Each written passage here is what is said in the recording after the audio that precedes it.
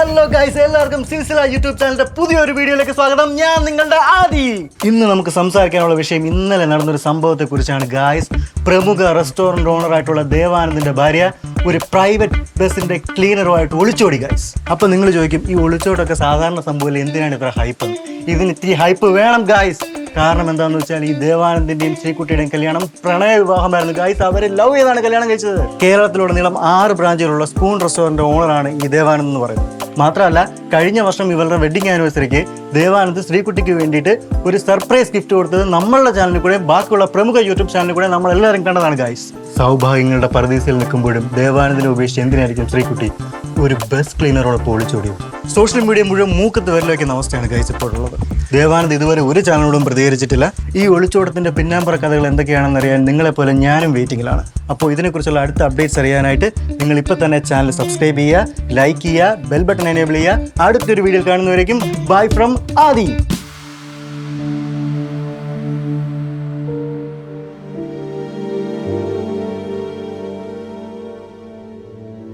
അവൻ വിളിച്ചാ? ഇല്ല, അവൻ വിളിച്ചില്ല.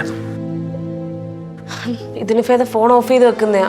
ആ ലണ്ടനിലുള്ള ഏട്ടനെ വരെ നാട്ടുകാർ വിളിച്ചോണ്ടിരിക്കുക. ഇനി ചാനലുകാർക്ക് അടുത്ത വിഷയം കിട്ടുന്നവരെ ഇത് ആഘോഷിക്കാനായി. ആ വാച്ച്മാൻ വിളിച്ചിട്ടുണ്ടായിരുന്നു. ഗേറ്റിന്റെ മുമ്പിൽ യൂട്യൂബേഴ്സും ചാനലേഴ്സും നിറഞ്ഞു നിൽക്കുക. നാണക്കേടാ. ദൈവമേ, ഞാൻ രാത്രിക്ക് രാമനിങ് എത്തിയത് നന്നായി. അവനെ സ്റ്റേഷനിലേക്ക് ഒറ്റയ്ക്ക് വിടണ്ടായിരുന്നു. അതിനവൻ സമ്മതിക്കണ്ടേ? എന്തിന് കേസ് കൊടുക്കാൻ പോയത്? പിന്നല്ലാണ്ട് നാളെ അവൾക്കെന്ന് സംഭവിച്ചിട്ടുണ്ടെങ്കിൽ അവളുടെ വീട്ടുകാർ നമ്മോടല്ലേ ചോദിക്കാം? അവർ വീട്ടുകാരെ പറ്റി ഒന്നും പറയണ്ട. അതിനൊന്നും ഇങ്ങോട്ട് കയറ്റി പോയേക്കരുത്. അവര് സപ്പോർട്ട് ചെയ്യാതെ ഇങ്ങനെയൊക്കെ സംഭവിക്കുമോ? എന്റെ ചേട്ടനെ അല്ലെ കൊണ്ട് കെട്ടി വെച്ചേക്കുന്നു. എന്നിട്ട് ഒന്നും അറിയാൻ നിൽക്കുക. എന്ത് നീ പറയുന്നത്? കെട്ടിവെച്ചെന്നോ? അവനല്ല അവളോടുള്ള ഇഷ്ടം പറഞ്ഞിട്ട് നമ്മൾ കല്യാണം കഴിച്ച് അങ്ങോട്ട് പോയത്. ഇതൊന്നല്ല കുഴപ്പം. ശ്രീകുട്ടിയുടെ അച്ഛൻ എന്നെ വിളിച്ചിട്ടുണ്ടായിരുന്നു. അവർക്കിത് നല്ല വിഷമമുണ്ട്. അല്ലെ പിള്ളേരെ വല്ലതും ചെയ്യുന്നത് വെച്ചാൽ നാട്ടുകാർ പറയുന്ന പോലെ അച്ഛനമ്മമാരെ നമുക്ക് കുറ്റം പറയാൻ പറ്റുമോ? അവർ തമ്മിൽ എന്തോ ശരിക്കും പ്രശ്നം? അവർക്കിവിടെ എന്തിന്റെ കുറവായിരുന്നു? ഇനി കുട്ടികളില്ലാത്തതിന്റെ പ്രശ്നം വല്ലതും ആണോ? കുട്ടികളില്ലെങ്കിൽ അവരെന്നല്ലേ തീരുമാനം എടുത്തത് അന്ന് അബോർഷൻ ആയതിനു ശേഷം ഇനി ഇപ്പോഴൊന്നും കുട്ടികൾ വേണ്ടെന്ന്? അവർക്കിടയിൽ എന്താ പ്രശ്നം എന്ന് അവർക്ക് മാത്രമേ അറിയൂ. ഞാൻ എന്ത് വെച്ചിട്ട് ഏട്ടൻ ഒന്നും മിണ്ടുന്നുമില്ല. അന്നേരം തൊട്ട് ആ റൂമിൽ കുത്തിയിരിക്കുക.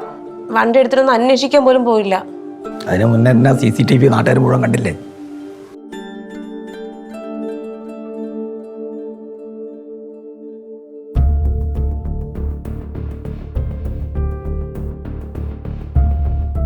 എന്തായി മോനെ? പരാതി കൊടുത്തിട്ടുണ്ട്.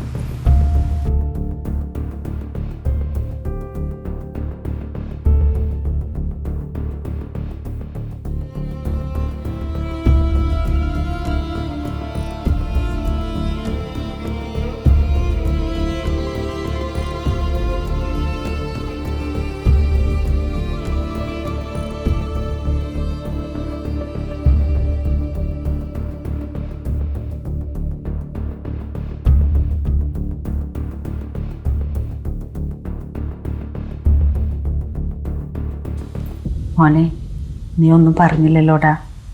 ആരെങ്കിലും കണ്ടോ? നേരിട്ട് കണ്ടില്ലെങ്കിൽ എന്താ, ലോകം മൊത്തം കണ്ടോണ്ടിരിക്കുവല്ലേ. കല്യാണം, നിശ്ചയം മുതൽ ആദ്യ രാത്രി വീട്ടിൽ സൽക്കാരം വരെ എല്ലാം സോഷ്യൽ മീഡിയ ഏറ്റെടുത്തിട്ടുണ്ട്. അവൾ സോഷ്യൽ മീഡിയക്കാരില്ലേ, പിന്നെ എങ്ങനെ ആഘോഷിക്കാതിരിക്കും? അല്ല, ഏട്ടൻ ഇതിനെല്ലാം വളം വെച്ച് കൊടുത്തേ. ദേവാനന്ദന്റെ ഭാര്യ നല്ലവർക്ക് വേറെ എന്ത് ലെവലുള്ളേ? അവൾ ഈ യൂട്യൂബ് ചാനൽ തുടങ്ങിയത് ഇതിനു വേണ്ടി നിന്നാണോ നീ പറഞ്ഞു വരുന്നത്? അവള് യൂട്യൂബർ ആയതുകൊണ്ടാണല്ലോ ഈ വാർത്തയ്ക്ക് ഇത്രയും പ്രാധാന്യമായത്. ഈ നാണക്കേട് ഇനി എങ്ങനെ മാറും എന്തോ. ഇനി നാണക്കേടും മാനക്കേടും മാത്രമാണോ വിഷയം? ഇന്നലെ എൻ്റെ കൂടെ കഴിഞ്ഞവളാ, ഇന്ന് വേറൊരുത്തൻ്റെ കൂടെ. സെലിബ്രിറ്റി ആയാലും VIP ആയാലും ഭാര്യ ഒളിച്ചു കൊടുക്കഴിഞ്ഞാൽ എല്ലാവരുടെയും അവസ്ഥ ഇതൊക്കെ തന്നെയാണ്. മോനെ, അതൊക്കെ ആലോചിച്ച് സങ്കടപ്പെട്ടിരുന്നിട്ട് ഇനി എന്താ കാര്യം? ഈ വിഷമം എങ്ങനെ പെട്ടെന്ന് മാറുന്നത്? സ്റ്റേഷനിൽ അവളെ വിളിച്ചപ്പോൾ അവൾ എന്താ പറഞ്ഞെന്നറിയാമോ? എനിക്ക് പരസ്ത്രീ ബന്ധമുണ്ടെന്ന്. അവൾ കരുതി കൂടി തന്നെ പോയത്. അതുകൊണ്ടാണല്ലോ അവൾ കൊണ്ടുവന്ന സ്വർണ്ണ പണം എല്ലാം കൊണ്ടുപോയത്. നമുക്ക് ആ വണ്ടിയുടെ നമ്പർ തിരിച്ചറിഞ്ഞിരുന്നെങ്കിലേ നമുക്ക് ആ വഴിക്കൊന്ന് അന്വേഷിക്കായിരുന്നു. അത് ശരിയാ മോനെ. അച്ഛൻ പറഞ്ഞതുപോലെ അവനെ കണ്ടുകെട്ടി 2 എണ്ണം കൊടുക്കായിരുന്നു. കൊടുത്തിട്ട് എന്തിനാ അമ്മ? അവളെ തട്ടിക്കൊണ്ടുപോയതൊന്നുമല്ലല്ലോ, അവളെ കൂട്ടിക്കൊണ്ടുപോയതല്ലേ. ഇവിടെ എല്ലാ സുഖസൗകര്യങ്ങളും കഴിഞ്ഞവളെ അവിടെ ചെന്ന് എങ്ങനെ ജീവിക്കും നമുക്കൊന്ന് കാണാം. അത് തന്നെ അവളുടെ ആവശ്യം. എല്ലാം ഉപേക്ഷിച്ച് പോയത് ഇവന് വല്ല പ്രശ്നമുണ്ട് നാട്ടുകാരോട് പറയിപ്പിക്കാലോ. ഞാൻ പറയാം നമുക്ക് എല്ലാ യൂട്യൂബേഴ്സിനെ വിളിച്ച് നമുക്ക് ഓരോന്ന് പറഞ്ഞാലോ. ചെണ്ടയും വാങ്ങി കൊടുത്തിട്ട് ഇനി കോലും വാങ്ങി കൊടുക്കണം. അവളെ വിട്ടേക്ക്, അവൻ എന്താന്ന് വെച്ചാൽ ചേട്ടാ. അല്ല മോനെ, ഈ ക്ലീനർ ചെക്കനെ കുറിച്ച് മോനെ എന്തെങ്കിലും അറിയായിരുന്നോ? അമ്മ പ്ലീസ്.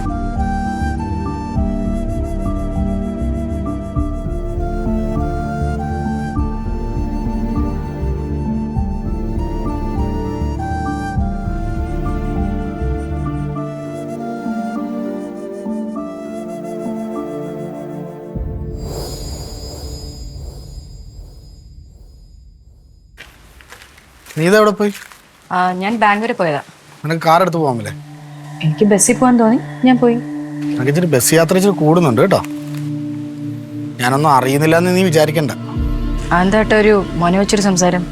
ശ്രീകുട്ടി പ്ലീസ്, നിന്റെ ഒരു കാര്യത്തിന് ഞാൻ മുടക്കം വരുത്തിയിട്ടില്ല. ഇനി നീ ഇത് ആവർത്തിക്കല്ലേ, എന്നെ മിസ്യൂസ് ചെയ്യരുത്. അല്ല, ഇതെന്താ വെള്ളരിക്കപ്പെട്ടണോ? എനിക്ക് ബസ്സിൽ കയറാനുള്ള സ്വാതന്ത്ര്യം പോലും ഇല്ലേ? ഇവിടെ കാറുണ്ട്, ബൈക്കുണ്ട്, പിന്നെ എന്തിനാ നീ ബസ്സിൽ യാത്ര ചെയ്യുന്ന? അതെ ദേവേട്ടാ, ഞാനൊരു യൂട്യൂബറാണ്. ബസ്സിൽ കയറി ഒരു വീഡിയോ എടുക്കണം തോന്നി അങ്ങ് കയറി, അത്രേ ഉള്ളൂ. നിന്റെ വീഡിയോസ് എല്ലാം ഞാൻ കാണുന്നുണ്ട്. നീ എന്താ പ്രൈവറ്റ് ബസ്സിൽ മാത്രം വീഡിയോ എടുക്കുന്നത്? എന്താ KSRTC പറ്റൂലേ? എന്നാ പിന്നെ ഞാൻ നാളെ KSRTC കയറാം. മതി, നിർത്തിക്കോ. ഞാൻ ആലോചിക്കട്ടെ.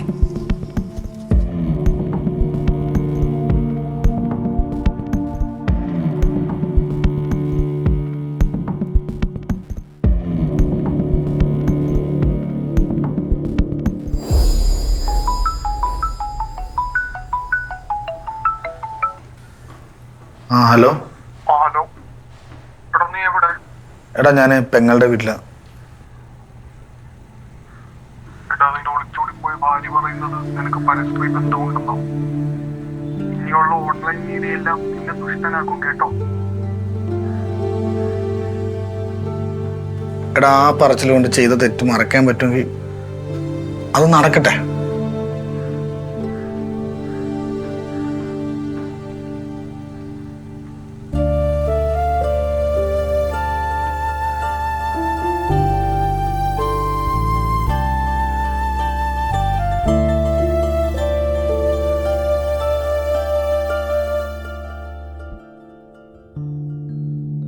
മോളെ, ഇന്ന് അവനെ എവിടേക്കെങ്കിലും പോണ കാര്യം നിന്നോട് പറഞ്ഞിരുന്നോ? പറഞ്ഞില്ലമ്മ. ഇന്നലെ ഒന്നും കഴിക്കാതെ കിടന്നുറങ്ങിയേ. ഇന്ന് രാവിലെ കുളിച്ച് ഫ്രഷ് ആയിട്ട് വന്നിട്ട് ഫുഡ് വേണമെന്ന് പറഞ്ഞു. അവനവന്റെ കൂട്ടുകാരെ കൂട്ടിയിട്ട് അവിടേക്ക് എങ്ങാനും പോവോ? മോനെ, നീ ഇതെവിടേക്കാ? റെസ്റ്റോറന്റിലോട്ട്. ഇപ്പൊ നീ അങ്ങോട്ട് പോയി അവിടെ ചാനലുകാരെല്ലാരും ഉണ്ടാവില്ലേ? എന്നും പറഞ്ഞ് എനിക്ക് പോവാതിരിക്കാൻ പറ്റുമോ? ഞാനേ ഒരു സ്ഥാപനത്തിന്റെ മുതലാളിയാ. എന്നെ കാത്ത് സ്റ്റാഫ് അവിടെ വെയിറ്റ് ചെയ്യുന്നുണ്ട്. എനിക്ക് പോയേ പറ്റുള്ളൂ. മോനെ, നീ എങ്ങനെ അവരെ ഫേസ് ചെയ്യാ? ഇന്നലെ നാളെ ഫേസ് ചെയ്തല്ലേ പറ്റുള്ളൂ. ഇപ്പൊ തന്നെ എന്റെ ഭാര്യ മരിച്ചെന്ന് തന്നെ വിചാരിക്കാം. 16 ദിവസം കട അടച്ചിടും ഇല്ലേ? ഇതിപ്പം എന്റെ ഭാര്യ ഒളിച്ചോടിയതാ. കുഴപ്പമില്ല, ഒരു ദിവസം ഞാൻ അവധി കൊടുത്തിട്ടുണ്ട്, അത് മതി. ഏട്ടാ, ചാനലുകാർ ഏട്ടനെ വെറുതെ വിടില്ല. അവരോട് ഏട്ടൻ എന്ത് പറയും? ഇപ്പൊ എല്ലാരും പറയുന്നുണ്ടല്ലോ എനിക്ക് പരസ്ത്രീ ബന്ധമുള്ളതുകൊണ്ടാണ് അവൾ ഒളിച്ചോടി പോയത്. ഞാനൊരു കാര്യം ചോദിക്കട്ടെ, അങ്ങനെ ഉണ്ടെങ്കിൽ ആദ്യം ഡിവോഴ്സിനല്ലേ അപ്ലൈ ചെയ്യേണ്ടത്, അല്ല ഒളിച്ചോടുമല്ലേ ചെയ്യേണ്ടത്? എനിക്ക് അതിനുള്ള ഉത്തരം എന്താ?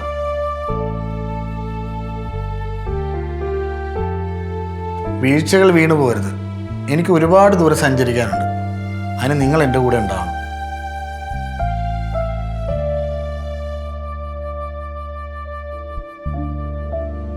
മോൻ ധൈര്യമായിട്ട് പോയിട്ട് വാ.